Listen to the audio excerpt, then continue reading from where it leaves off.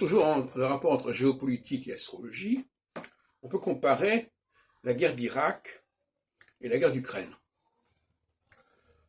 au niveau des réactions. En 1990, Saddam Hussein envahit le Koweït, qui est une excroissance, si vous voulez, d'Irak en quelque sorte. Et en 2021-2022, la Russie envisage et va passer à l'acte en ce qui concerne l'Ukraine. Entre ces deux périodes, nous avons une trentaine d'années. Et cette trentaine d'années correspond à un cycle saturnien.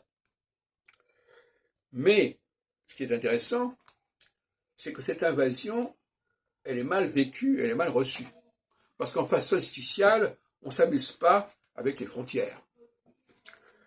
C'est déjà une mentalité équinoxiale de dire, bon, ce pays fait partie de mon espace historique, culturel, donc je le récupère. Mais quand on agit en phase solsticiale, comme ça a été le cas pour la Russie et pour l'Irak, ça se passe mal. Parce que la solsticialité va vouloir toujours prévaloir ce qu'on a fait récemment, ce qu'on a construit récemment, plutôt que sur l'histoire, le poids de l'histoire, etc. Et la solsticialité intervient par-dessus, alors que l'équinoxialité intervient par en dessous. Par-dessus, on dit, voilà, désormais, c'est la conversion, c'est le passage à un stade autre. C'est pas du tout la même démarche.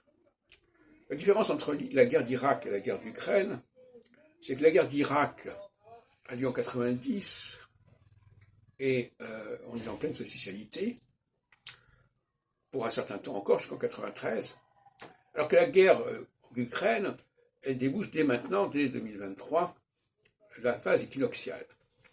Et par conséquent, les oppositions à l'intervention en Ukraine vont certainement faiblir de toute façon, parce que l'équinoxialité reconnaît le poids de l'histoire, reconnaît le poids des cultures, et ne prend pas trop au sérieux ou va relativiser la construction de frontières et de structures récentes.